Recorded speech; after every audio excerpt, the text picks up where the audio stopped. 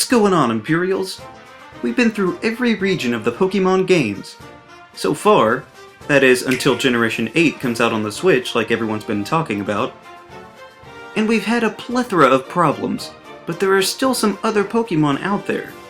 Not new ones, but variations on ones that we've seen before. Pokémon forms have been around since Unknown, and one could even argue that Nidoran might be the originator of this aspect. But every now and then, you'll come across a monster that can change itself in or outside of battle. Some of these can be extremely helpful, and others are literally useless. I won't be talking about Pokémon that I've already discussed with alternate forms, because as we've seen, I have a problem with Greninja and with Ash Greninja, so I'll strive to talk about something new. And this of course excludes the completely separate categories of gender differences and shinies. So, here are the top 6 Pokémon forms I have a problem with. Number 6. Stop with all the Pikachu! I was going to put Basculin here because, what? Why? Why would you do this? There's no point. But upon doing research into all the different forms Pokémon had, I became overwhelmed.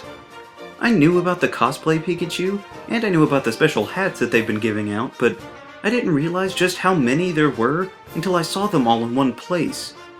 Back in the day we had the surfing Pikachu and the flying Pikachu, and that was it. It was kinda cool to have him learn those special moves that he couldn't normally. But now it's just absurd. I was going to focus on just this one to start off because of the dumb glasses, and the fact that its only benefit is learning electric terrain. Not to mention, the visible rare candy in its pocket clearly shows that it's juicing. But really everyone here is to blame. And true, while they all have a special signature move that they can learn, like the Rotom forms, that doesn't make up for the fact that they have to stay in these outlandish costumes all the time.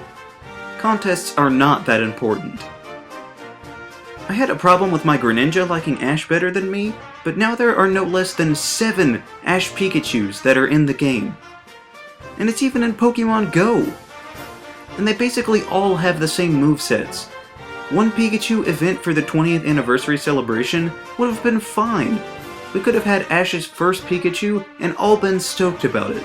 We didn't need every single hat he's ever owned. They're not that different.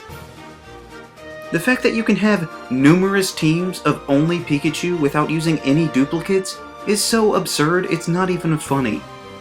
But the absolute worst part of every one of these is that they are all unable to evolve or breed.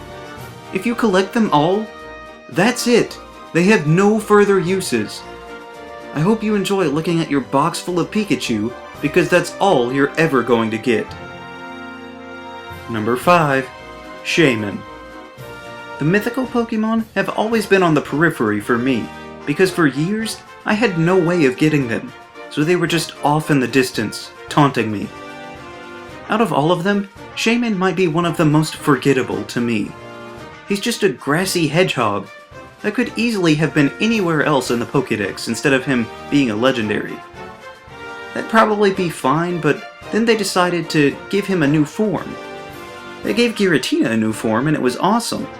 They gave Arceus a ton of forms for functionality, so maybe this wouldn't be so bad. Oh no. What is this? Seriously, I legitimately can't tell what it is. Is he supposed to be a dog? Or a deer? He's probably a deer. But why? And how does that make him a flying type? How does he even fly? With his ears? Oh, that's stupid. This isn't Dumbo. Or maybe they're antlers. Not to mention, the flower goes from a nice hair accessory to some kind of action scarf. This should really just be an evolution of something because it doesn't even look like the same Pokemon. What's that? Legends don't evolve? Well fine, don't make it a legendary. At the very least they could have downgraded it to a Lucario status. And the methods of changing it are ludicrously specific. It can only transform through the power of the Gracidia flower. That's not so bad. Lots of other forms hinge on items, but this one can only be done between the hours of 5 AM and 8 PM. I couldn't make this stuff up. Apparently he's only Sky form as a day job. You could make an argument for him being a flower that only blooms in the daytime, and all the other nonsense, but then, why doesn't the same hold true for Cherrim, who was introduced in the same generation? Oh, also he reverts back to land form whenever he's frozen. Just because. But hey, at least he gets rid of the flying type first, so it's not a 4 times effective— no? It's only after he's frozen? Okay. Well, in that case, the good news is, you'll probably die before you can freeze anyway. Number 4. Alolan Persian. Regional variants are great. Everybody knows it. Redesigning old Pokémon is a breath of fresh air into a 2 decades old franchise. It's so fun to look at all the— ah! What is that? What happened to the sleek and powerful big cat that used to evolve from Meowth? Let's go back to the source. Let's see. I can't find anything here. Sure, Meowth has a different color and a little more sassy, but he still looks like the same Pokémon. So why did Persian's head swell into a cantaloupe? Yeah, I know it's more accurate to the real Persian, but since when did the Pokémon Company strive for accuracy in the name of their breeds of animals? The first 2 water starters go from a turtle to a tortoise, and a crocodile to an alligator, all of which are completely separate species. So don't tell me that this is in the name of scientific accuracy. This fish turns into an octopus. I don't mind Persian being a dark type, but they could have gone with any other big cat to emulate instead of an ugly small one. Reading its Pokédex entries tell us just how pompous and spoiled this Pokémon has become in this region, essentially treating everyone else like garbage. So maybe they made it deformed on purpose to show it's gotten a big head, but I kind of doubt that's the reason. There's no reason anything that ugly should have an inflated opinion of itself, but unfortunately, Alolan Persian is just too much of a hassle to try and deal with. Number 3. Furfrou. I get it, a kind of poodle Pokemon makes sense, especially in a French-based region. And it even makes sense that you'd be able to groom it to some extent. Since character customization was a new feature introduced in X and Y, why not have that carry over to your Pokemon? Or at least just this one. Small steps, people. But Furfrou's different styles are just plain strange. The first set are basic shaped themes. Heart, Diamond, and Star. Pokemon Stars confirmed?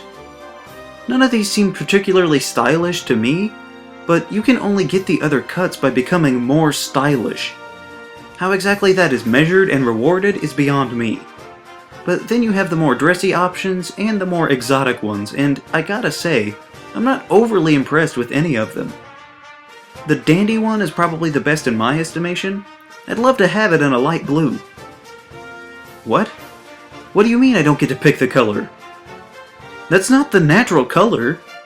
You use it in the other styles, why can't I choose it now? I'm paying you to do this.